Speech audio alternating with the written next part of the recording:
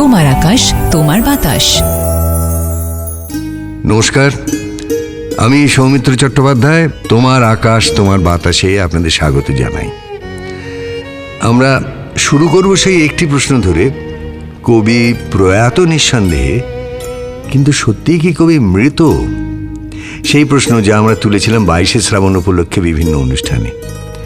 এই প্রশ্নের উত্তর নানাজনে নানাভাবে দিয়েছেন এবং আজকে এ বিষয়ে আলোচনার জন্যে আমাদের স্টুডিওতে এসেছেন মহীশূরের সেন্ট্রাল ইনস্টিটিউট অফ ইন্ডিয়ান ল্যাঙ্গুয়েজের অধিকর্তা উদয় নারায়ণ সিংহ।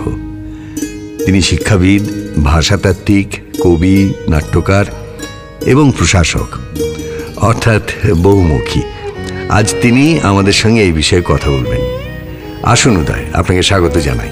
নমস্কার সৌমিত্রদা, আমিও খুব খুশি। উদয়, আমাদের আজকের আলোচনার আগে প্রথমেই আপনার কাছে জানতে চাইব আপনার প্রিয় কিছু রবীন্দ্রসঙ্গীতের কথা। প্রিয় রবীন্দ্রসঙ্গীত বলতে তো কয়েক হাজার গানের মধ্যে থেকে বাছা খুব কঠিন, সেটা সত্যি। তবে কিছু গান যা হন্ট করে, যা মোটামুটিভাবে বারবার ঘুরে ফিরে মাথায় মনে অবসর সময় বাজতে থাকে, তার মধ্যে কয়েকটা বলতে পারি। যেমন একটি তো এই পরবাসী রবে কে। স্বাভাবিকভাবে 1972 সাল থেকে আমি প্রবাসে আছি, এই গানটা মাথায় আসতেই পারে। আমার হিয়ার মাঝে লুকিয়েছিলে গানটি আমার খুবই প্রিয়। বিভিন্ন কারণে আনন্দধারা বহিছে ভুবনে, গানটার যে মিউজিক্যালিটি, যে রিদম, সেটা আমার খুবই ভালো লাগে। আর আমার মনে হচ্ছে যে রবীন্দ্রনাথের যে কথাগুলো নিয়ে আমরা সম্ভবত আলোচনা করব, ভারততত্ত্ব, রবীন্দ্রনাথ ইত্যাদি, সেদিক দিয়ে আমারে তুমি অশেষ করেছ। যেখানে রবীন্দ্রনাথ নিজেকে একটা বিশ্বাত্মার সঙ্গে জুড়ছেন, সেটা আমার খুবই ভালো লাগে। আমার জীবন পাত্র উচ্ছলিয়া গানটা আমার খুবই প্রিয়। যে ছিল আমার স্বপ্নচারিণী খুবই প্রিয়। আর বিভিন্ন কারণে আবার বনে যদি ফুটলো কুসুম, বড় আশা করে এসেছি, সেটাও ভাল লাগে। বধূ কোন আলো লাগলো চোখে, খুবই ভাল লাগে। বিভিন্ন লোকের গাওয়া একই গান। আর শেষটা বলবো, ধরুন তোমার এই করিয়াছি জীবনের ধ্রুবতারা। আচ্ছা উদয়, আমরা তো জানি যে আপনাকে বহু সময় কাজ উপলক্ষে নানা জায়গায় বিশ্বে ভ্রমণ করতে হয়। লম্বা লম্বা সমস্ত বিমান পথ, মানে ফ্লাইট, খুব দীর্ঘ সময়ের। তো সেরকম আকাশপথে থাকতে থাকতে কখনো এরকম রবীন্দ্রনাথের গান কি মনে এসেছে, বা এসে থাকলে সেটা কেন এসেছে, বা আপনার ভালো লাগার মধ্যে যদি সেরকম কোনো গান থাকে?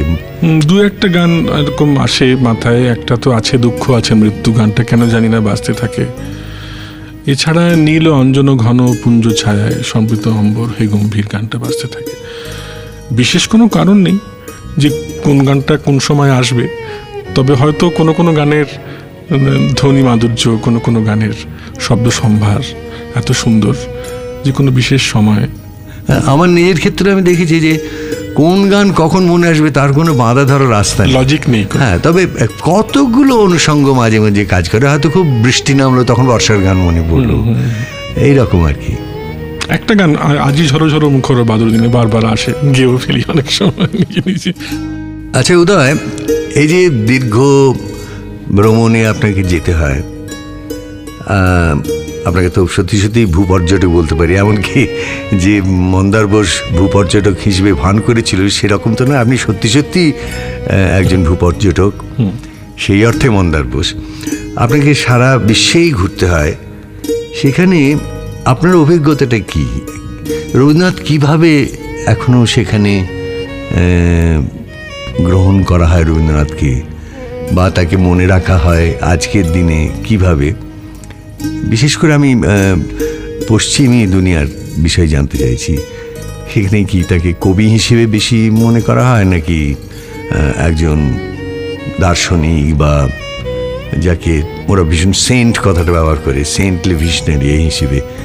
এটা একটু জানতে ইচ্ছে করছে আপনার কাছে।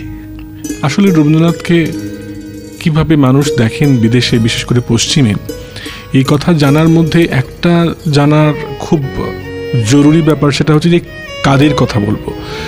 যারা আমাদের মতো কবিতা লেখেন, সাহিত্য চর্চা করেন, নাটক নভেল লেখেন, তাদের প্রসঙ্গে কথা বলবো, নাকি যারা ভারততত্ত্ববিদ, ভারতের বিভিন্ন অঙ্গ নিয়ে অংশ নিয়ে অধ্যয়ন করতে চান তাদের কথা বলবো, নাকি আজকের সাধারণ পাঠক যারা তাদের কথা বলবো। বিভিন্ন সেগমেন্টের বিভিন্ন ধরনের মানুষের রবীন্দ্রনাথের বিষয়ে জ্ঞান বা অস্পষ্ট বা স্পষ্ট ধারণা এক এক রকম। যেমন ধরুন, যারা সাহিত্য চর্চা করেন তারা যখন ভারতের বা ভারতীয় সাহিত্যের কথা বলেন, তখন রবীন্দ্রনাথ একজন উজ্জ্বল জ্যোতিষ্ক, এ বিষয়ে কোনো সন্দেহ নেই। তবে তারা রবীন্দ্রনাথকে মোটামুটিভাবে কবি এবং গল্পকার, উপন্যাসকার হিসাবে দেখেন। কেননা রবীন্দ্রনাথের গল্পের ছবি হয়েছে অনেক, ছবিগুলো অনেকে বারবার হয়তো দেখেছেন, বা রবীন্দ্রনাথের কবিতার বহু অনুবাদ হয়েছে, বহু ভাষায় অনুবাদ হয়েছে। এবং তো এইভাবে রবীন্দ্রনাথের যে পরিচয়টা মোটামুটিভাবে কবি এবং গল্পকার হিসেবে। রবীন্দ্রনাথ যে ছবি আঁকতেন, রবীন্দ্রনাথের যে গানের একটা ব্যাপার আছে, সম্ভবত যেটা সমস্যা দাঁড়ায় সেটা হচ্ছে যে গানের দুনিয়াটা পশ্চিমে এত অন্যরকম যে রবীন্দ্রসঙ্গীতটা খুব একটা স্থান পায় না। আর রবীন্দ্রসঙ্গীত শোনার যে ধৈর্য এবং গাওয়ার যে একটা শৈলী এবং তার যে একটা ব্যাকগ্রাউন্ড আছে প্রত্যেকটা, কারণ সেখানে যেটা আপনি নিশ্চয়ই জানেন যে রবীন্দ্রনাথের গানের মধ্যে শব্দ ততটাই মহত্বপূর্ণ যতটা সুর। তো শব্দটা যখন ওরা বুঝতে পারছেন না, শুধু সুরের ওপর ভিত্তি করে রবীন্দ্রনাথকে যে রবীন্দ্রনাথ যাদের অ্যাপিল করবেই তা তো বলা যায়, এটা শক্ত, অন্তত খুব শক্ত। এমনি অনুবাদের ক্ষেত্রেও অনেক বিপদ এর সামনে রবীন্দ্রনাথকে পড়তে হয়েছে বা রবীন্দ্রনাথের রচনাকে পড়তে হয়েছে। একটা বিপদ, রবীন্দ্রনাথ নিজে যে সমস্ত অনুবাদ করেছিলেন সেগুলো বোধহয় পরবর্তীকালে, রবীন্দ্র পরবর্তীকালে ইউরোপ তত পছন্দ করেনি। এবং হ্যাঁ, সে তো ইউরোপ শুধু তত পছন্দ করেনি তা না, আমাদের ভারতের যারা ক্রিটিক্যাল থিওরি নিয়ে যারা কাজকর্ম করেন তারাও অনেকে এই বিষয়ে অনেক নগর্থক কথা বলেছেন। এমনকি সেদিক থেকে উইলিয়াম র্যাডিট যেগুলো করছেন সেগুলো সত্যিই খুব সার্থক কাজ। মানে আমাদের মতো ঘোর বাঙালি আমরাও তার মধ্যে রবীন্দ্রনাথকে খুঁজে পাই। সেটা এখন উইলিয়াম র্যাডিটের সঙ্গে আমার যে প্রসঙ্গে এই নিয়ে আলোচনা হয়েছে, এবং তার যে মাস্টারমশাই উইলিয়াম স্মিথও এই ধরনের খুব ভালো কাজ করেছেন এবং করছেন, যদিও ওর বিশেষ ইন্টারেস্ট এই মুহূর্তে রামায়ণ মহাভারতের উপর। কিন্তু উইলিয়াম রাদিচের যে ব্যাকগ্রাউন্ডটা সেটা তো দেখতে হবে। উইলিয়াম রাদিচের মা পেঙ্গুইন ক্লাসিক্সের এডিটর ছিলেন 1964 থেকে 1985 অবধি। তো সেই ব্যাকগ্রাউন্ড থেকেই উইলিয়াম রাদিচে উঠে এসেছেন, এসে স্বাভাবিকভাবেই। কিন্তু লক্ষ্য করার ব্যাপার যে রবীন্দ্রনাথকে উনি হয়তো সম্ভবত একটা কন্টেম্পোরারি ক্লাসিক ফিগার হিসাবে প্রথম দেখে তারপরে এখন যে কাজগুলো করছেন, বা সোস লন্ডনে অন্যরা যে কাজগুলো করছেন, তারা সবাই এখন রবীন্দ্রনাথকে অনেকেই হয়তো নতুন করে পড়ছে। রবীন্দ্রনাথের যে বিষয়গুলো পড়া ছিল না ওদের, ভ্রমণ কাহিনী বা পত্র সাহিত্য, সেগুলো আবার নতুন করে দেখছে। ছবির ব্যাপারটা মোটামুটিভাবে অনেকেই জানতো না যে এত বয়সে উনি ছবি আঁকা এভাবে শুরু করেন এবং এই ধরনের ছবি এঁকেছেন। আমাদের অনেক শিল্পী যারা শিল্প নিয়ে ক্রিটিক্যাল কাজকর্ম করেন, কথাবার্তা বলেন, তারা অনেকে আবার তার ছবি আঁকা নিয়ে অনেক ক্রিটিক্যালি অনেক কথা বলেছেন। তবে বিদেশে আমি দেখেছি রবীন্দ্রনাথের ছবির বিষয়ে যখনই কথাবার্তা উঠেছে, যারা ছবির সমালোচক তাদের অনেকেই বলেছেন যে হ্যাঁ, ছবিগুলি একটু অন্যরকম এবং ট্র্যাডিশনাল যারা ছবি আঁকিয়ে তারা যেভাবে শিখে এসছেন তাদের থেকে একদম অন্যরকম। তো রবীন্দ্রনাথের মোটামুটিভাবে উপস্থিতি একটা আছে একটা বুদ্ধিজীবী মহলে, এবং বিশেষ করে যারা ভারত নিয়ে, এশিয়া নিয়ে, সংস্কৃতি নিয়ে এবং ওরিয়েন্টালিজম নিয়ে কাজকর্ম করছেন, কথাবার্তা বলছেন বা তার ক্রিটিক্যাল একটা অ্যাপ্রিসিয়েশন করছেন, তারাও মোটামুটিভাবে রবীন্দ্রনাথকে নিয়ে অনেকে পড়াশোনা করেন। আচ্ছা উদয়, এই পথের পাঁচালী বা অপরাজিত, সত্যজিৎ রায়ের ছবিগুলো যখন প্রথম পশ্চিমী দুনিয়াতে দেখানো হয়, তখন একটা মহল, সে মহলটা হয়তো যারা এটাকে বুঝতে পেরেছিল বা যাদের ভালো লেগেছিল তাদের তুলনায় তাদের সংখ্যা কম ছিল, কিন্তু একটা মহল একটা অভিযোগ ছিল যে এগুলো বড় মন্থর, বড় আস্তে আস্তে যেন চলছে। নিশ্চয়ই, কেননা ভারতবর্ষের জীবনযাত্রার মধ্যে যে সেই গরুর গাড়ির ছন্দটা আছে সেটা তো তারা জানেন না। সেই জন্য তাদের হয়তো বুঝতে অসুবিধা হয়েছিল যে ভারতীয় জীবনের ছন্দ না জানার ফলে ওই ছবিগুলোকে হয়তো বুঝতে একটু অসুবিধা হয়েছিল।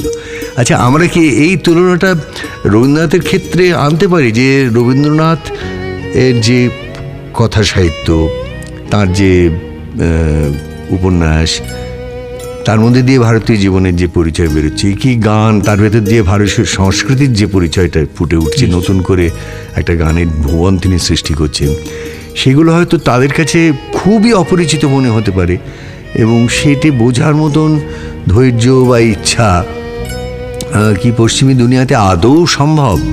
না, এসব নিয়ে আমরা আলোচনা অনেক জায়গায় পেয়েছি। যেমন আমরা কয়েক বছর আগে বেশ কজন কবিকে এবং নাট্যকারকে ওরা ডাকে জারব্রুকেন একটা ইউনিভার্সিটিতে।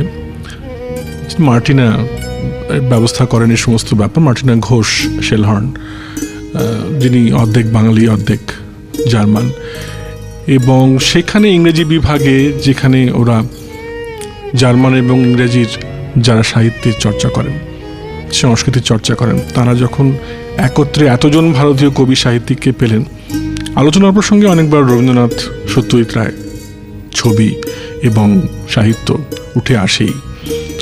তো সেখানে আলোচনার প্রসঙ্গে একটা কথা বারবার হয় যে যা কিছু নতুন সবই কি তারা গ্রহণ করবে? পশ্চিমের যারা পাঠক বা দর্শক, একদম আনকোরা নতুন ধরনের কোনো দুনিয়া, তার ছবি, তার লেখা, সেটা আনকোরা নতুন বলেই কি সে গ্রহণ করবে? তা হয়তো নয়। আমার মনে হয় যে একটা কারণে যেখানে আমাদের ছবি অনেক সময় মার খেয়ে যায় বা আমাদের সাহিত্য অনেক সময় পিছিয়ে পড়ে, বিশেষ করে অনুবাদের সাহিত্য, সেটার কারণ এই যে আমরা নেগোসিয়েট করতে জানি না।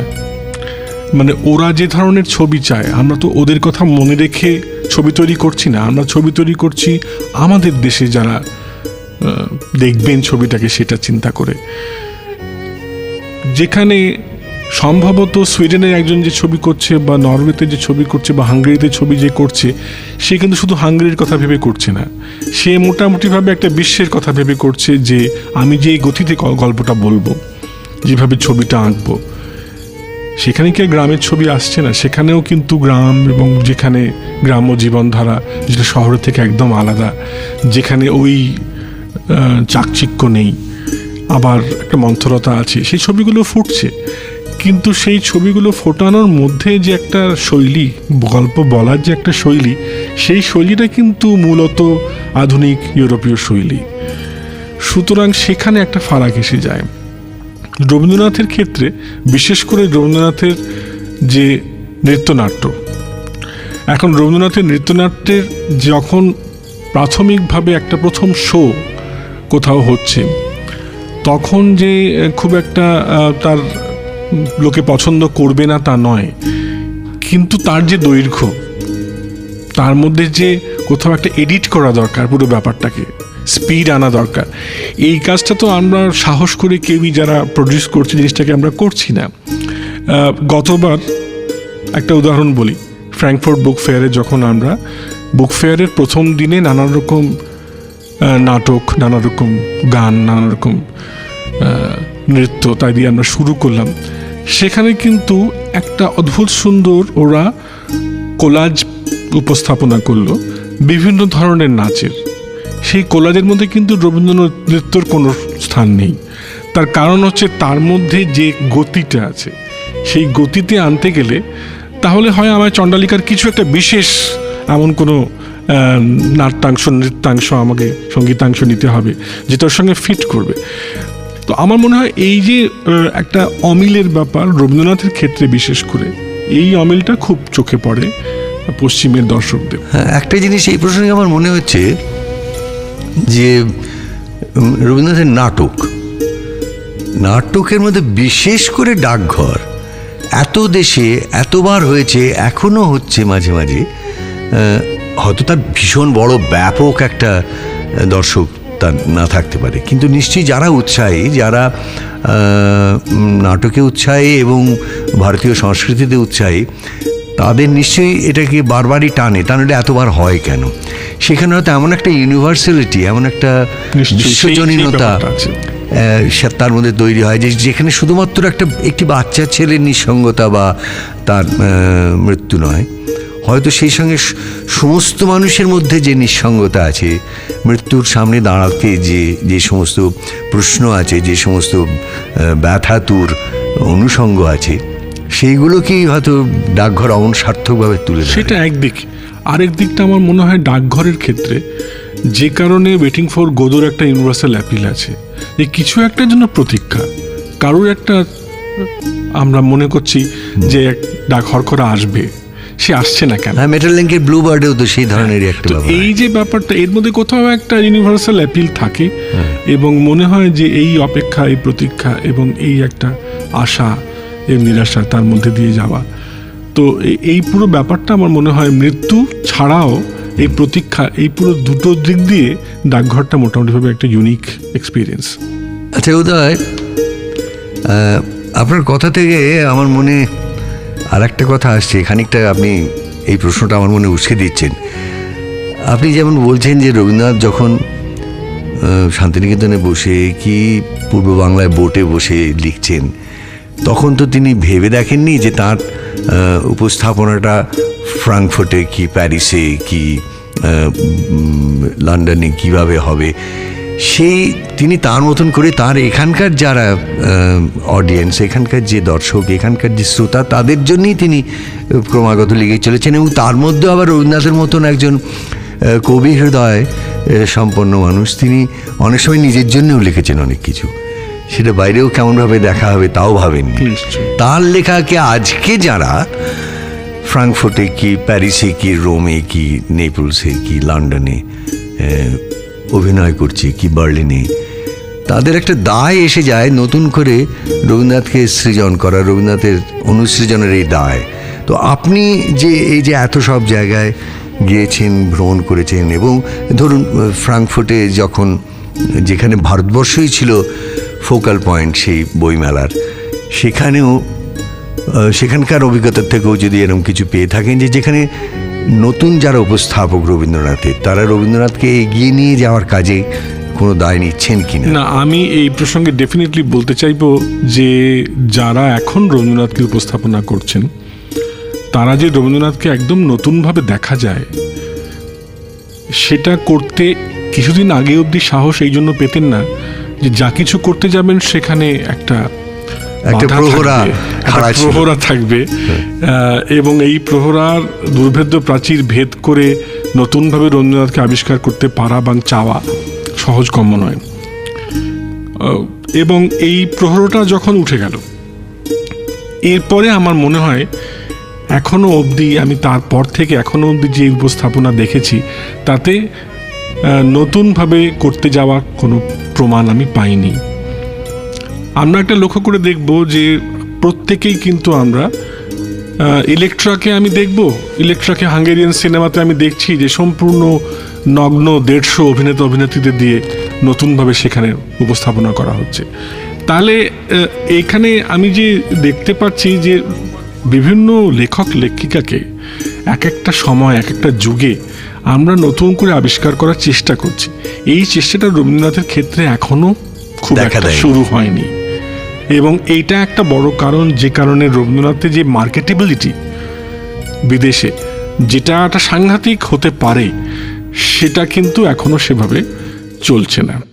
উদয়, একটা কথা আপনার এই শেষ কথার থেকে আমার মনে আসছে যে রবীন্দ্রনাথকে কি করে মার্কেট করতে হবে সেইটে বোধহয় আমরা জানি না, বা যারা তাকে উপস্থাপনা করছেন তারাও জানেন না।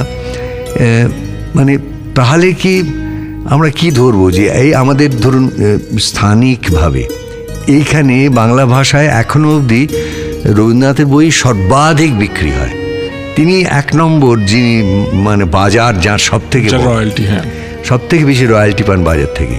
তো সেই মানুষের রচনা আমরা বিদেশির কাছে তুলে ধরতে পারছি না, বিক্রি করতে পারছি না, এটা কি আমাদের ব্যর্থতা? সেই সঙ্গে আমি, যেহেতু আপনি সেন্ট্রাল ইনস্টিটিউট অফ ইন্ডিয়ান ল্যাঙ্গুয়েজেসের অধিকর্তা, সেখানে আমি বলছি যে আমাদের দেশের মানে জাতীয় জীবনেও কি আমরা পেরেছি রবীন্দ্রনাথকে সর্বত্র পৌঁছে দিতে এরম করে, বা আমরা তাকে কি সেখানে সেল করতে পেরেছি, মার্কেট করতে পেরেছি? এটা কিন্তু খুব ট্রিকি কোয়েশ্চেন। একটা হচ্ছে আমি এটা জানি, এটা আমার হায়দ্রাবাদে বহু বছর থাকার বা দক্ষিণে বহু বছর থাকার অভিজ্ঞতা থেকে বলতে পারি যে অনেকে অনেক বয়স হওয়ার আগে অবধি জানেন না যে বঙ্কিমচন্দ্র ওর ভাষার লেখক নন, শরৎচন্দ্র ওদের ভাষার লেখক নন, যে শরৎচন্দ্র বা বঙ্কিমচন্দ্র বাংলাতে লিখেছিলেন। রবীন্দ্রনাথের ক্ষেত্রে কিন্তু তা নয়। রবীন্দ্রনাথকে কিন্তু এরা সবাই জানেন একজন বাঙালি লেখক হিসাবে, শরৎচন্দ্রকে ওরা মেনে নিয়েছেন তেলেগু লেখক হিসাবে। লোকে প্রচুর ছেলে মেয়ের নাম রাখে শরৎচন্দ্রের নামে, রবীন্দ্রনাথ ঠাকুর নামে কোনো নামকরণ হয় না। চিত্তরঞ্জন দাস, বঙ্কিমচন্দ্র, শরৎচন্দ্র নামে এখনও ছেলে মেয়েদের নাম রাখা হয়। তাহলে রবীন্দ্রনাথকে নিজের কোনো নিতে না পারা বা তার মূলে কেউ নিশ্চয়ই দায়ী। এখন যারা রবীন্দ্রনাথকে আগলে রেখেছেন হয়তো তারা দায়ী, অথবা যারা রবীন্দ্রনাথকে বেচতে পারতেন ভারতে এবং বিদেশে তারা দায়ী। এই ব্যাপারে একটা কথা বলবো যে অনেক লেখকের বিষয়, এই বিষয়ে অনন্তমূর্তির বিষয়ে সংস্কারের জন্য যে বিখ্যাত, বা গিরিশ কার্নাডের বিষয়ে বলা হয় যে এরা অনেকেই বিদেশের দর্শক শ্রোতা কিভাবে নেবে, বিদেশি ভাষায় অনুবাদ হয়ে যখন বইটি বেরোবে তখন তার রিয়াকশন কীভাবে হবে সেটা কথা ভেবে আগে ইংরেজিতে ভাবছেন এবং লিখছেন, পরে তারা কানাডাতে লিখছেন বা অন্যান্য ভাষায় লিখছেন। এটা কিন্তু অনেকের বিষয়ে এই ধরনের গুজব প্রচলিত আছে যে এরা রবীন্দ্রনাথের ক্ষেত্রে তা হয়নি। রবীন্দ্রনাথ কিন্তু সম্পূর্ণভাবে ভেবেছেন যেটা আপনি বলছেন বাংলাতে বাঙালিদের জন্য, কিন্তু উনি যোগসাজশ যেটা রবীন্দ্রনাথের সঙ্গে সারা পৃথিবীর রয়েছে চিন্তাধারার মধ্যে, সেটাকে হাইলাইট করা আমাদের ক্রিটিকের কাজ ছিল। আমরা যারা রবীন্দ্রনাথকে নিয়ে যাচ্ছি বিশ্বের দরবারে, আমাদের কাজ ছিল দেখানো যে দেখো ইনি লিখছেন বাংলাতে কিন্তু ভাবছেন দর্শন এবং তার জীবন দৃষ্টিটা শুধু বিশ্বজনীন। এই ব্যাপারটা খুব একটা এমফেসাইজড হয়নি বলে আমার মনে হয়, এবং সেটা না হওয়ার পেছনেও রবীন্দ্রনাথের যে বর্তমানে একটা স্লাম্প দেখা যাচ্ছে রবীন্দ্রনাথের বিশ্বের বাজারে, রবীন্দ্রনাথের বইয়ের ক্ষেত্রে, সেটা দায়ী। এবং এটা একমাত্রভাবে এটা থেকে কাটিয়ে ওঠা সম্ভব তখনই যখন আমরা রবীন্দ্রনাথের নোবেল প্রাইজ পাওয়া বা গীতাঞ্জলি বা রবীন্দ্রনাথ যে এক মহান সাধু সন্তর চেহারার মতো সেটাকে বাদ দিয়ে রবীন্দ্রনাথ যে আরও কত রকম রবীন্দ্রনাথ, এক রবীন্দ্রনাথের মধ্যে যে 10 জন রবীন্দ্রনাথ লুকিয়ে আছেন, কত রকম স্বাদের কত রকম ধরনের উনি লেখা লিখেছেন বা কাজ করেছেন, কত রকম চর্চা করেছেন, সেটাকে যদি আমরা হাইলাইট করতে পারি, আমরা পারিনি সেটা হাইলাইট করতে, এটা ব্যর্থতা বলবো। উদাহরণ আপনার এই প্রশ্ন থেকে আমার আরও একটা কথা মনে হচ্ছে, সেটা হচ্ছে যে এই পশ্চিমী দুনিয়া প্রাচ্যকে সেইভাবে দেখে যেভাবে তারা নিজেরা তাকে দেখতে চায়, নিশ্চয়ই তেমন করে তৈরি করে নেয়, এবং সেইটে সবসময় বাস্তবে যা এই প্রাচ্য ভূখণ্ড তার থেকে একটু অন্যরকমই হয়। এবং সেই ধরনের আধা বোঝা আধা না বোঝা যে ধোঁয়াশা প্রাচ্য সম্বন্ধে, সেটা বোধহয় রবীন্দ্রনাথের এই যে মানে আপনি যেটা বলছিলেন যে গীতাঞ্জলি, নোবেল প্রাইজ, তার সঙ্গে তার মূর্তি, তার দাড়িটাড়ি নিয়ে একটা ভীষণ ঋষি একটা ভাব, সেইটার সঙ্গে বোধহয় খুব ভালো যায় পশ্চিমী দুনিয়ার লোকেদের। আমার মনে হয় খানিকটা তো এই বিষয়ে আপনি ঠিকই বলেছেন যে রবীন্দ্রনাথকে কিভাবে ওরা পারসিভ করে, এবং এই প্রসঙ্গে অনেক বিরূপ কথাবার্তা আমরা শুনেছি। যেমন লর্ড ম্যাকলে, যিনি রবীন্দ্রনাথ আসার অনেক আগে ওরিয়েন্টালিজম সম্বন্ধে মন্তব্য করে গেছিলেন, যে সমস্ত আরব দেশ এবং সমস্ত ভারতের যত ওরিয়েন্টাল সাহিত্য রয়েছে তার যে মূল্য, সেটা শুধুমাত্র একটি লাইব্রেরির একটি শেলফে যে ইউরোপিয়ান লিটারেচারের মূল্য তার সমতুল। মানে পশ্চিমের যে সাহিত্য তা এত বেশি মূল্যবান যে তার ধারে কাছেও আসতে পারবে না ওরিয়েন্টাল। এই একটা ব্যাকগ্রাউন্ড কিন্তু তারা মনে মনে একটা ভেবে রেখেছে, এবং সেখান থেকে ওরা একটা নতুন এক ধরনের কবিতা ওরা পড়ছে, যেখানে এলিয়ট খুব সুন্দর রবীন্দ্রনাথ সম্বন্ধে বলে গেছিলেন সেই নোবেল প্রাইজ বিজয়ী কবিতাগুলির সম্বন্ধে, যেখানে অনেক কিছু অনেক নতুন স্বাদের আমরা পাচ্ছি, শুধুমাত্র তার সাধারণ প্রেমের কবিতা হিসাবে পড়তে পারো, এবং একই সঙ্গে আরেকটি লেয়ারে, আরেকটি স্তরে গিয়ে সেটা ভগবত প্রেমের কবিতা হিসাবে পড়তে পারো। শুধু এই ধরনের কথা নয়, একাধিক কারণে অনেকেই রবীন্দ্রনাথকে বলেছেন যে এই কবিতাগুলোর একটা অন্যরকম বৈশিষ্ট্য আছে, যেটা নতুন স্বাদ আছে। এখন রবীন্দ্রনাথের কবিতা তো এক জায়গায় আটকে থাকেনি। আমরা নিজেরা জানি যে রবীন্দ্রনাথ 6 বার 7 বার নানান রকমভাবে কবিতায় পরিবর্তন এনেছেন। সেই পরিবর্তনগুলো কোথাও রিফ্লেক্টেড হয়নি। তার সঠিক মূল্যায়ন এবং অনুবাদ কোথাও আমরা ভালো করে পাচ্ছি না, বিভিন্ন ভারতীয় ভাষা থেকে বিদেশি ভাষায়। তো সেখানে আমার মনে হয় এই সমস্যাটা, যে রবীন্দ্রনাথের যে বাহ্যিক ব্যাপারটা তাতে এত বেশি। আর দ্বিতীয়ত একটা সবচেয়ে বড় ব্যাপার যেটা, সেটা হচ্ছে গুরুদেব বনাম রবীন্দ্রনাথ। এই প্রশ্নটা কিন্তু তোলা দরকার, এবং এই তোলা কারুর সাহস নেই লেখার শুধু রবীন্দ্রনাথ ঠাকুর। সবসময় লিখতে হবে গুরুদেব রবীন্দ্রনাথ ঠাকুর। এই যে একটা রেজিমেন্টেশন রবীন্দ্রনাথের বিষয়ে আলোচনা করতে গেলেই কবিগুরু হিসাবে প্রথমে, আমার মনে হয় এইখানে কোথাও একটা আমাদের একটা ছেদ টানা উচিত, যে কারণে আমরা গান্ধী বনাম মহাত্মা, যে গান্ধীর একটা নিজস্ব ফেলিয়ারও আছে, নিজস্ব সাকসেসও আছে, নিজের থিওরি আছে, আবার তার নিজস্ব জীবন এবং দর্শন সেগুলোও আছে। রবীন্দ্রনাথের ক্ষেত্রেও তাই। তো হয় আমরা রবীন্দ্রনাথের ক্ষেত্রে নানান রকম কুৎসামূলক লেখা ছাপতে আরম্ভ করব, আর নয় আমরা রবীন্দ্রনাথকে এমন একটা জায়গায় তাকে চড়িয়ে বসিয়ে রাখবো যে সেখানে আর কারোর হাত পৌঁছবে না। হ্যাঁ, মানে তিনি মানুষ, মহামানুষ, কিন্তু তিনি সমালোচনার গণ্ডিতে আসবেন না, তাকে আনা হবে না। এই যে মানে দেবত্বে উত্তীর্ণ করে দেওয়া তাকে, এটা তো নিজেদেরই ক্ষতি হয়েছে আমাদের সংস্কৃতির। প্রতাপনারায়ণ বিশ্বাস অধ্যাপক ছিলেন শ্রীরামপুর কলেজে, তিনি রবীন্দ্রনাথকে একটু অন্যরকম করে দেখতে চেয়েছিলেন, এবং সেটার ফলে তাকে এমন আক্রমণ করা হলো যে তাকে প্রায় মানে তার প্রতিক্রিয়ায় তিনি প্রায় রবীন্দ্র বিরোধী হয়ে উঠলেন। তিনি শুধু রবীন্দ্রনাথকে নতুন করে বুঝতে চেয়েছিলেন সমালোচনার আলো। আমার মনে হয় এটা খুবই দরকার যে একটা বর্তমান কালে। প্রতাপনারায়ণ বিশ্বাস একটা খুব সুন্দর কথা বলেছিলেন ওই প্রথম আলোচনাটাতেই, যে রবীন্দ্রনাথ এত একটা বড় মাপের স্রষ্টা যে তাকে মূল্যায়ন করার মতন আমাদের সমালোচনা সাহিত্য তৈরি হয়নি। তার মাপকাঠি নেই যে কি কোন বিচারে তাকে মাপবো। ঠিক, এবং সেটা আজকে ধরুন কি কারণে উত্তরাধুনিক সাহিত্যের প্রসঙ্গে যারা কথাবার্তা বলেন তারা রবীন্দ্রনাথের বিষয়ে আবার ঘুরে ফিরে দেখছেন না। পোস্টমডার্ন প্যারাডাইমে আমরা কেন রবীন্দ্রনাথকে আবার দেখবো না, দেখা হচ্ছে না। তো এই যে অভাবগুলো থেকে যাচ্ছে সেটা মনে হয় বিরাট অভাব। আচ্ছা উদয়, আপনি যে উত্তরাধুনিকতার কথা বললেন, সেই দিক থেকে রবীন্দ্রনাথের মূল্যায়ন হয়নি, বোঝার চেষ্টা হয়নি।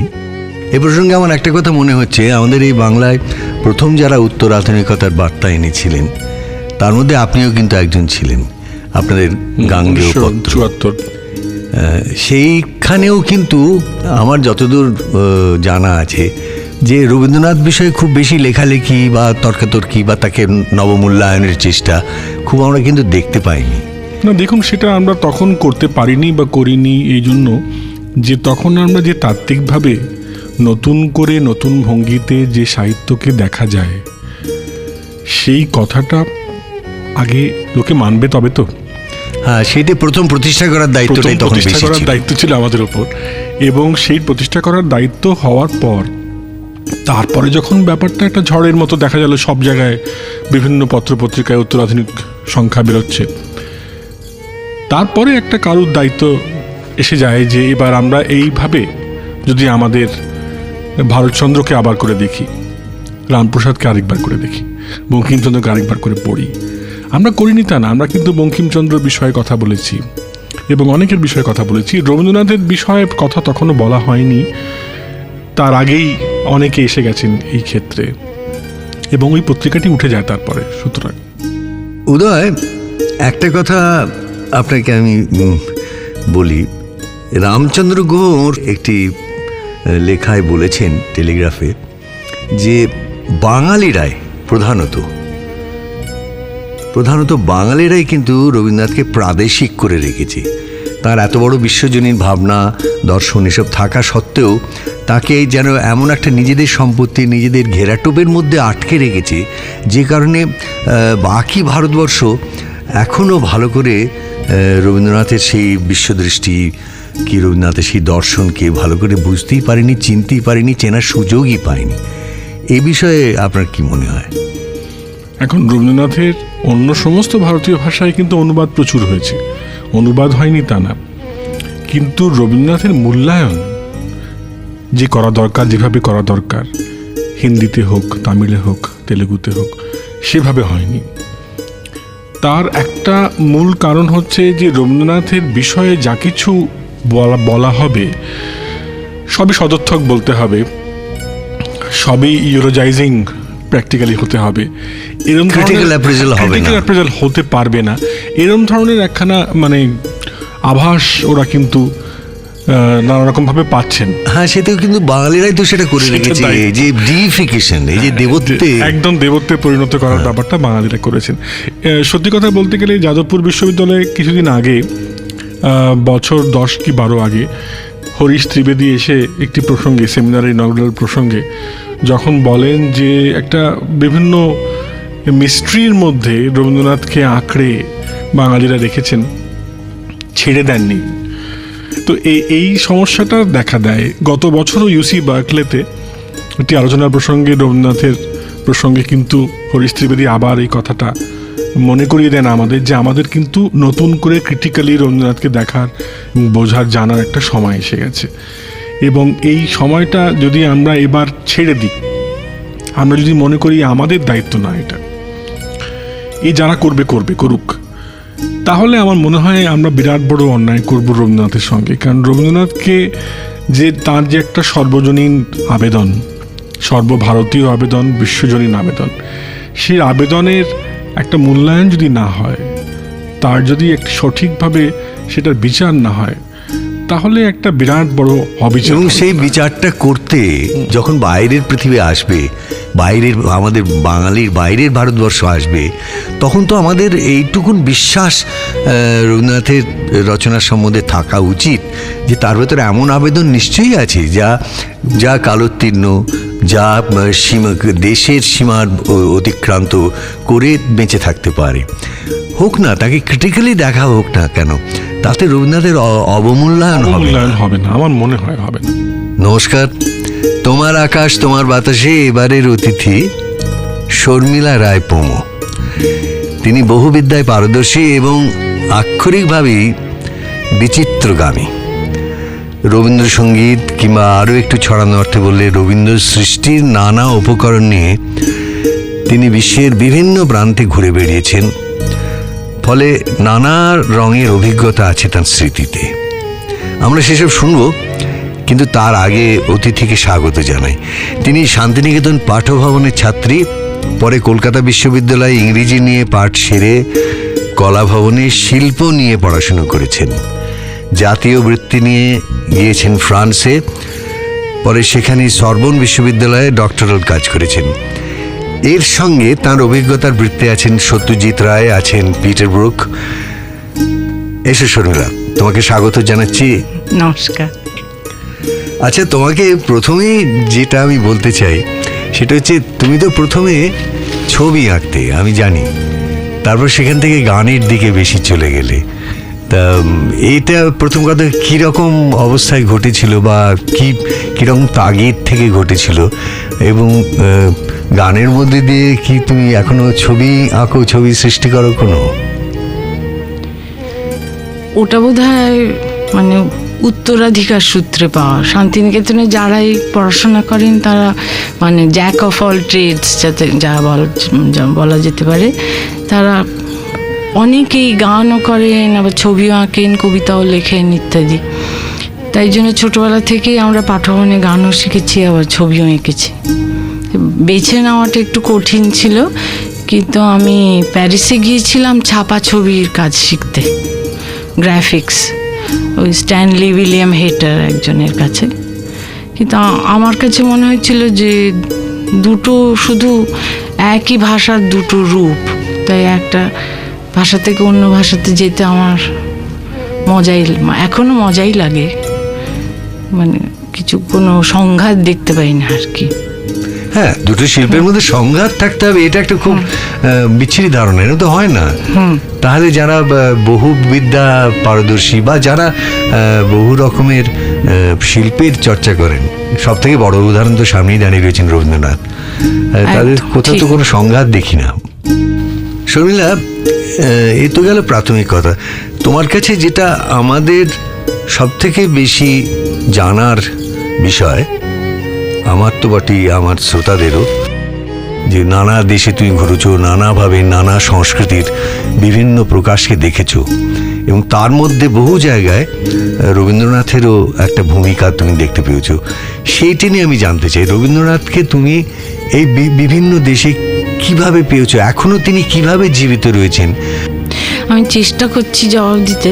আমার মনে হয় এটার একটু ইতিহাস একটু ছোট্ট করে একটু মানে বোঝবার চেষ্টা করি।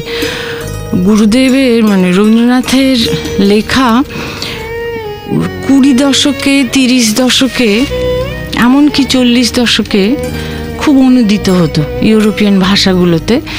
আর যুদ্ধের সময়ে, দুটো বিশ্বমহাযুদ্ধের মধ্যবর্তী সময়ে রবীন্দ্রনাথের বোধহয় একটা বিশাল ভূমিকা ছিল। কারণ বিশেষ করে গীতাঞ্জলির ওই যে তোমার প্রেমে আঘাত আছে নায়িকা অবহেলা, এই ধরনের যে লাইনগুলো, এগুলো খুব নাড়া দিয়েছে এবং একটা প্রত্যয় দিয়েছে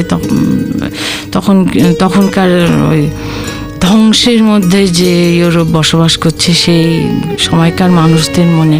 এবং তারা অনেকেই আমার গানের পরে এসে সেগুলো বলেন বা সেই সময়কার কথাও বলতেন। 40 দশকের পর থেকে এক ধরনের অবনতি ঘটেছে। যেমন ধরুন বলাকা কাব্যটা, ওটা 1920 সালে কালিদাস নাগ এবং পিয়ের জঁ জুভ বলে একজন বেলজিয়ান কবি, ওরা একসঙ্গে অনুবাদ করেছেন। পরে কিন্তু তার কোনো রি এডিশন আমরা পাই না। তারপরে সত্যজিৎ রায়ের ঘরে বাইরে গেল, তখন ওই বইটার পুরনো একটা অনুবাদ ফিরে এলো বাজারে।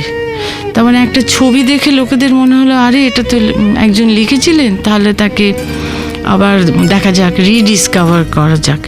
তাই আমি 75 সালে ফ্রান্সে গিয়েছিলাম বৃত্তি পেয়ে। আমার গিয়ে মনে হয়েছিল রবীন্দ্রনাথকে এরা একদম ভুলে গেছেন। এবং কারণ রবীন্দ্রনাথকে ওদের পড়া কিন্তু গীতাঞ্জলি, গীতিমাল্য, নৈবেদ্য 1913 সাল অবধি ওদের পড়া। আর তার অনুবাদও ফরাসি দেশেও কি সেই অনুবাদগুলো ছিল, যেমন ম্যাকমিলানের ইংরেজি ছিল? অন্দ্রে জিদ করেছেন, তা ওনাকে করতে বলেছিলেন সেন্ট জন পার্স, ওনাকে একটা চিঠি লিখে বলছেন যে তুমি এই অনুবাদগুলো করো। মানে এখনকার ভাষা, এখন একটা চলতি বাজারি ভাষা আছে, এটা খুব খাবে। চিঠিটার ভাষাও কিন্তু সেরকম, মানে এই ধরনের কবিতা যদি অনুবাদ করো তাহলে লোকে কিনবে। আমার খুব দুঃখ হয়েছিল এটা পড়ে, যে দুই কবির চিঠির মধ্যে এই ভাষাটা, মানে তখনকার দিনে, ওটা 1913 প্রধান কবি, কিন্তু দুজনের এটা খুবই সুন্দর জোড়া। অন্দ্রে জিদ অনুবাদ করতে শুরু করলেন, কিন্তু সেই সময় ওদের যেটা আমার খুব নিজের কাছে মুশকিলের লাগে, সেটা হলো ওদের ক্যাথলিসিজম। ওরা তো ক্যাথলিক ধর্মের, তাই জন্য গুরুদেব যখন মানে তাই তোমার আনন্দ আমার পর, তুমি তাই এসেছ নিচে, সেই যে তুমি, সেটা একদম কাছের মানুষ। যদিও 1930 সালে হেবার্ট লেকচার, মানুষের ধর্ম ইত্যাদি হচ্ছে, কিন্তু তার আগে সেই ভগবান বা যা উপলব্ধি বা একটা উপস্থিতি যাই বলা যাক, তিনি কিন্তু তুমি, সেটাকে। আর ফ্রেঞ্চ গ্রামারটা এমন মজার, সেখানে কিন্তু তুমির আবার আরেকটা আছে আপনি, ভু বলা যেতে পারে। তার ফলে কিন্তু একটা দূরত্বে এসে যায়। আমার খালি অনুবাদ অনেক সময় পড়তে পড়তে মনে হচ্ছে এটা মানে ক্যাথলিক ভগবানের কথা বলা হচ্ছে, আমাদের যে সেই কাছের উপস্থিতি সেটা নয়। দেবতারে প্রিয় করি, প্রিয় রে দেবতা, সেই ভাবটা আসে না। সেটা আমার খুব, ওটা একটা। আর অন্ধ্রেজিদের মজা ছিল, উনি বোধহয় সঙ্গীত ভালোবাসতেন, তাই জন্যে ওনার আলো আমার আলো বা মেঘ বলেছে যাব যাব কতগুলো অনুবাদে খুব সুন্দর, মানে স্বাচ্ছন্দ্য আমরা অনুভব করি। কিন্তু পরে স্টাজ মোর বা অন্য যারা করেছেন বা শিশুর কবিতা, সেগুলো দাঁড়ায় না, তখন খুব কষ্ট হয়। আচ্ছা, এটা তো তোমার ফরাসি দেশের অভিজ্ঞতা। রবীন্দ্রনাথ সেখানে কোথায় হারিয়ে যেতে বসেছিলেন, সেখান থেকে আবার ফিরে আসছেন। আর ইউরোপের অন্যান্য জায়গায়, এমনকি আমি যেটা তোমাকে জানতে চাইবে, দক্ষিণ আমেরিকাতেও তুমি গিয়েছো। দেশ অনুযায়ী কিন্তু রবীন্দ্র চর্চার চরিত্রটা পাল্টাচ্ছে। কারণ আমি ইটালিতে গান গাইতে গিয়েছি, সেখানে গিয়ে দেখছি যে শেষের কবিতার অনুবাদ সেইগুলো হয়েছে কিন্তু সেই তুচ্ছি সাহেবের কল্যাণে। যে তুচ্ছি রবীন্দ্রনাথকে ফ্যাসিজমের দিকে টেনে আনবার চেষ্টা করেছিলেন। এই ব্যাপারগুলো কিন্তু খুব অ্যাম্বিভ্যালেন্ট, যে একজন এরকম একটা পাপ কাজ করাতে যাচ্ছিলেন, তিনি কিন্তু আবার সমস্ত অনুবাদ করেছেন। শর্মিলা, এ তো গেল একদিক থেকে ইউরোপের অভিজ্ঞতা তোমার রবীন্দ্রনাথকে নিয়ে। আমি যতদূর জানি তুমি আর্জেন্টিনাতে বেশ অদ্ভুতভাবে রবীন্দ্রনাথের একটা উপস্থিতি টের পেয়েছিলে, যেখানে ওই মার্টার্স যারা যারা শহীদ হয়েছেন পূর্বতন শাসনের বলি হয়েছেন, তাদের আত্মীয়রা, তাদের মা বাবা ভাই বোন বন্ধু, তারা মিলিত হয়ে একটা দিন বিলাপ করেন, এবং তার মধ্যে নাকি রবীন্দ্রনাথের গান বা কথা বা এরকম কিছু আসে। আমি ঠিক জানি না, সেটা তোমার কাছে জানতে চাই আমি। আর্জেন্টিনাতে 2004 বা 5 সালে বোধহয়, আমার সালটা মনে পড়ছে না, আমরা পিটারব্রুকের একটা নাটকটার নাম হলো দ্য ডেথ অফ কৃষ্ণ। সেই নাটকটা নিয়ে যাই। সেটা হলো যখন একেবারে মহাভারতের শেষ পর্ব, যেখানে যারা হিরো তারা হয়ে গেছেন একেবারে সাধারণ মানুষ, তাদের বল, মানসিক বল, এমনকি দৈহিক বল সমস্ত তারা হারাচ্ছেন, মন্ত্রগুলো তারা ভুলে যাচ্ছেন। তাই নাটকটা আমি শুরু হয় আর কি, আমি ধীরে বন্ধু ধীরে চলো তোমার বিজন মন্দির, ওই গানটা গাইছি। তখন যিনি অভিনেতা, তখন তিনি ঢুকে শুধু ঘুরে ঘুরে কতগুলো আলো জ্বালাতে থাকেন। তারপরে উনি একটা ভয়াবহ যুদ্ধের বর্ণনা দেন। তারপরে সেখানে গান্ধারী তার ছেলেদের খুঁজছেন।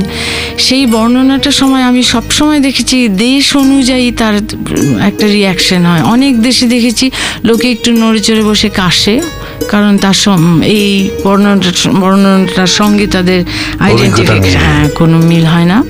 কিন্তু দুটো দেশে দেখেছি, সেটা হলো সারায়েভো বসনিয়া এবং আর্জেন্টিনাতে আমি দেখছি অদ্ভুত ধরনের একটা নৈশব্দ। সেটা মানে ছোঁয়া যায় এরকম একটা নৈশব্দ। ওরা মানে পেট্রিফাইড সাইলেন্স যদি বলা যায়, তারা একেবারে চুপ করে শোনেন এবং বোঝা যায় যে কতটা প্যালপেবল সাইলেন্স একেবারে। সেটা আমার ভীষণ নাড়া দিয়েছিল। ল্যাটিন আমেরিকার পরে তো বসনিয়ার কথা বললাম, তার একেবারে একটা বিপরীত রূপ দেখেছি জাপানে কাজ করতে গিয়ে। সেখানে প্রচুর রবীন্দ্রনাথের অনুবাদ আছে। প্রফেসর কাজুয়া আজুমা তিনি করেছেন, এবং জাপানের প্রচুর ছাত্রছাত্রী বিশ্বভারতীতে গিয়ে পড়াশোনা করেন। সেখানে মৃণালিনী সারাভাই, ওনার দর্পণা দল এসেছিলেন কিছু নৃত্যনাট্য করতে, আর আমি এবং শান্তিদেব ঘোষ আমরা গিয়েছিলাম গান করতে। গানের পরে যখন ওরা চেয়েছিলেন আমরা আশ্রম সঙ্গীত, আমাদের শান্তিনিকেতন ওই গানটা গাই। তো মৃণালিনী উঠে এলেন, শান্তিদা গাইছেন, আমি গাইছি, মৃণালিনী গাইছেন। তখন পুরো হল উঠে দাঁড়িয়ে গানটা গাইলো। এবং অধিকাংশ জাপানি স্টুডেন্টরা কত দূর থেকে এসেছে, এবং প্রত্যেকে আমাদের জন্য নানান উপহার নিয়ে এসেছে, সেটা একটা অন্য রূপ, এটা খুব একটা পজিটিভ ব্যাপার, কিন্তু ওটাও আমার খুব ভালো লেগেছিল আর কি। সৌমিত্রদা, আপনি আমায় কিছুক্ষণ আগে ক্রস কালচারাল এক্সপিরিয়েন্স এই কথাটা সম্বন্ধে বলতে বললেন। এই যে জাপানে গিয়ে কাজটা, সেটা সম্ভব হয়েছিল একটি জাপানি ছেলের জন্য। সে ভারত উৎসবে রবীন্দ্রনাথের উপর কাজ করতে চেয়েছিল। তার নাম হলো তোষি সুচিতরি। সে শান্তিনিকেতনেও গিয়েছিল এবং সে রবীন্দ্রনাথকে ঘিরে কিছু ইরানি এবং টার্কিশ মিউজিশিয়ান তাদের একত্র করে। তো তাদের সঙ্গে কাজ করতে পারাটা আমার বিরাট একটা পাওয়া, কারণ আমাদের যে সঙ্গীতের মধ্যে যে একটা ধ্যান ও মগ্ন একটা একাকিত্ব থাকে, সেটা ওদের আছে। আর সেটা ওই ইউরোপিয়ান মানে পলিফোনির যে ব্যাপারটা, মানে কালেকটিভ মিউজিকের যে ব্যাপারটা, তারপরে কিন্তু ভারী ভালো লাগে যে গান বা বাজনা প্রথমে হলে নিজের জন্য, তারপরে সবার জন্য আর কি, সুফিরা যে বলে থাকেন আর কি। এবং এদের সঙ্গে কাজের ফলশ্রুতি কতগুলো বেশ সুন্দর কাজ করতে পেরেছিলাম ওদের সঙ্গে। আর ওরা কি সহজে রবীন্দ্রনাথের গানে ঢুকে যেতে পারেন, ওই পরিবেশে ঢুকে যেতে পারেন। ইরানি যাদের সঙ্গে কাজ করেছিলাম তাদের মধ্যে একজন হলেন মাহমুদ তাবরিজি জাদে। ওর সঙ্গত করার ধরনে একটা অদ্ভুত একটা আশ্চর্য জিনিস ছিল। ওর নিঃশ্বাসের সঙ্গতের বাজনা বাজানোর মধ্যে যে ও স্পেসগুলো ব্যবহার করতো, সেগুলো গুরুদেবের গানের স্পেসের মতন আমার মনে হতো। আর এই ছেলেটি এখন আর বেঁচে নেই, ও 46 বছর বয়সে চলে গেছে। মাহমুদ তাবরিজি জাদে আমার সঙ্গে প্রবাহিনীর একটি গান বুঝি ওই সুদূরে, ওই গানটির সঙ্গে সঙ্গত করেন কেমাঞ্চে বাজে। কেমাঞ্চে থেকে রাজস্থানে কামাঞ্চা বলে যে যন্ত্রটা সত্যজিৎ রায় ওনার ছবিতে ব্যবহার করেছেন, খুব ভালোবাসতেন, সেই যন্ত্রটা এসেছে। তাই জন্য আমার খালি মনে হতো আমি যেন একটা কোনো উৎসে ফিরে যাচ্ছি এদের সঙ্গে কাজ করতে করতে। আর ওরা যেভাবে মোকাম বলে, ওদের রাগের নামগুলো হলো মোকাম, এক একটা বাড়ি। আর আমার খুব মজা লাগতো ওরা যখন কাফি রাগকে হিজাজ বলে, বা ওরা ভৈরবী রাগকে বলে ইস্পাহানি, তারপর আরেকটা ভৈরবকে বলে কুর্দিস্তানি। সেগুলো আমার খুব মনে হয় সেই কত দূরের নামগুলো আবার ফিরে এলো আর কি। শুনলাম পিটার ব্রুকের সঙ্গে তুমি যখন কাজ করেছিলে, তখন কি এই রবীন্দ্রনাথের গান বা এসব নিয়ে কোনো অভিজ্ঞতা হয়েছিল, বা তার সঙ্গে কোনো কথাবার্তা হয়েছিল কি এরকম? পিটার সবসময় রবীন্দ্রনাথের গানে যে সারল্যের দিকটা, ওটা খুব পছন্দ করতেন। উনি নিজে খুব ভালো পিয়ানো বাজান এবং ইউরোপীয় সঙ্গীতে ওনার খুব উৎপত্তি, এবং ফলে উনি বোধহয় ওনার ছবির যখন উনি নাটক করেন বা তার থেকে ওনার ছবি সেগুলোকে ছবি করেন, বিশেষত নাটকের কাজে উনি সব সময় একটা সারল্য খুঁজেছেন। এবং তার সঙ্গে বোধহয় কিছুটা সুরের যে একটা মনস্তাত্ত্বিক দোতনা থাকে, একটা রিয়াকশন তৈরি করতে, সেন্সোরিয়াল একটা রিয়াকশন তৈরি করে, যেটা আমি কিন্তু সত্যজিৎ রায়কে সমানে দেখেছি। উনি কীরমভাবে গুরুদেবের গানগুলো কি অপূর্বভাবে ব্যবহার করেছেন। আমার খুব কম বয়সে আমার সেই সৌভাগ্য হয়েছিল যখন উনি জন অরণ্য ছবিতে ছায়া ঘনাইছে বনে বনে, এবং বারে বারে এসেছে তো এ পরবাসে রবেকে, সেখানেও তাই সেই লাবণ্যের নিজেকে খুঁজে পাওয়া, আর সংসার সেখানে পরবাস। বারবার এই মনস্তাত্ত্বিক দিক, পিটারের দিকে ফিরে আসি। তিনিও এইভাবেই কিন্তু ওনার দেখার ভঙ্গিটা কিছুটা সত্যজিতের মতো। আর উনি আমাকে মানে যাকে বলে ফ্রেঞ্চে কার্তে ব্লাঁশ দেওয়া, উনি আমাকে ছবিগুলো দেখালেন পর্দায়। তার আগে আমি ওনার নাটকে কতগুলো গান শিখিয়েছিলাম, যেমন হিংসায় উন্মত্ত পৃথ্বী বা নিবিড় ঘন আধারে। পাণ্ডবেরা যখন ওই বনে চলে যাচ্ছেন, তখন ওরা নিবিড় ঘন আধারে গাইতে গাইতে স্টেজ ছাড়ছে, এইসব। কিন্তু পরে যখন উনি ওটা সিনেমা করতে গেলেন, তখন আমায় বলেছিলেন, আমাকে কত 5টা মুহূর্ত সাজিয়ে বলেছিলেন যে তুমি একদম ভাববে না, তুমি ইলাস্ট্রেশনটা ভুলে যাও, তুমি একেবারে ভেতর থেকে যে গানটা তোমার মনে হচ্ছে সেটা গাও। এই যে গান যে ইলাস্ট্রেশন নয় কোনো নাটকের, সেটা কিন্তু খুব ভাববার বিষয় আজকের দিনে, বিশেষ করে কারণ আজকে টেলিভিশনে এবং অন্যত্র গান ভীষণভাবে ব্যবহৃত হচ্ছে ইলাস্ট্রেশন হিসাবে। গানটা একটা অন্য জায়গায় পৌঁছে দেওয়ার দরজা, সেটা ইলাস্ট্রেশন হতে পারে না।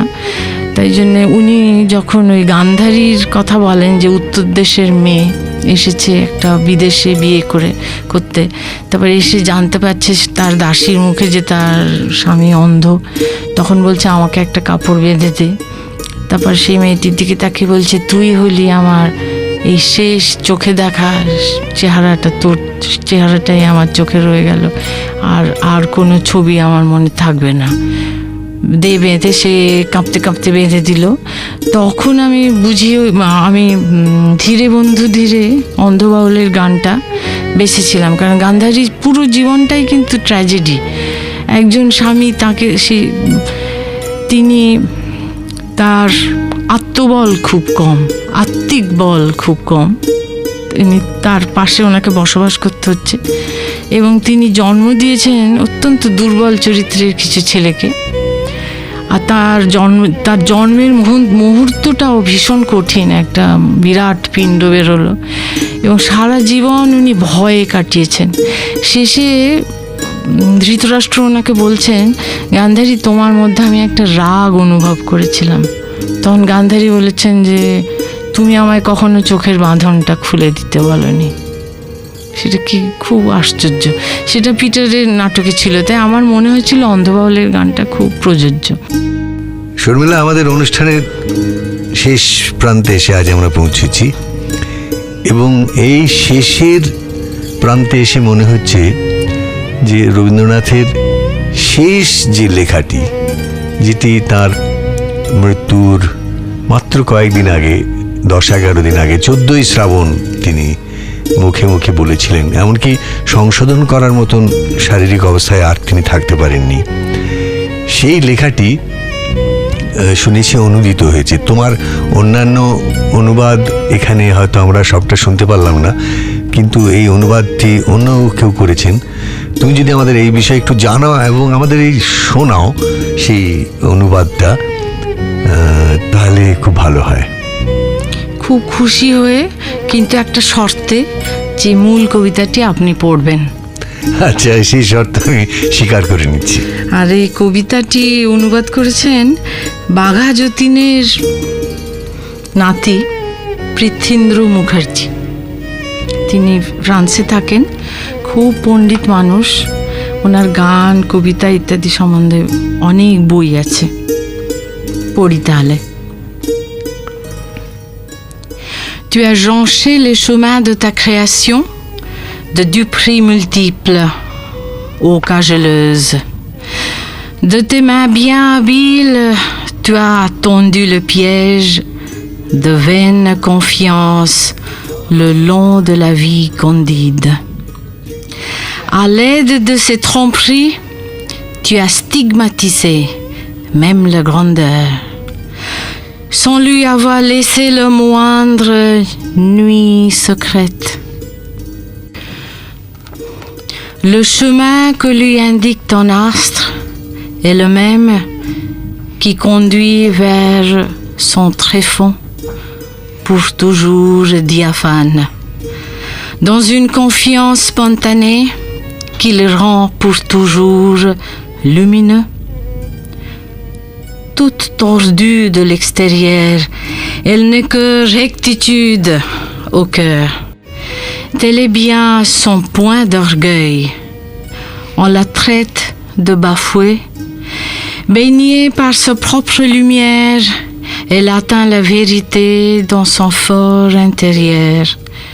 Rien ne peut plus le leurrer.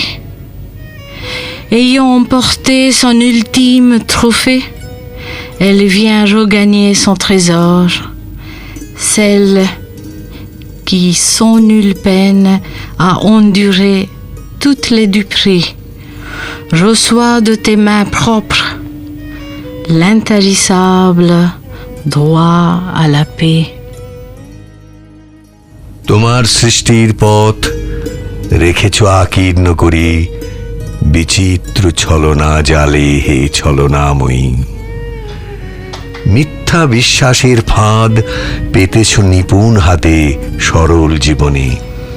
এই প্রবঞ্চনা দিয়ে মহত্বেরে করেছ চিহ্নিত, তার তরে রাখনি গোপন রাত্রি। তোমার জ্যোতিষ্কতারে যে পথ দেখায় সে যে তার অন্তরের পথ, সে যে চিরস্বচ্ছ। সহজ বিশ্বাসে সে যে করে তারে চিরসমুজ্জ্বল। বাহিরে কুটিল হোক, অন্তরে সে ঋজু, এই নিয়ে তাহার গৌরব। লোকে তারে বলে বিড়ম্বিত, সত্যের সে পায় আপন আলোকে ধৌত অন্তরে অন্তরে। কিছুতে পারে না তারে প্রবঞ্চিতে, শেষ পুরস্কার নিয়ে যায় সে যে আপন ভাণ্ডারে। অনায়াসে যে পেরেছে ছলনা সহিতে, সে পায় তোমার হাতে শান্তির অক্ষয় অধিকার।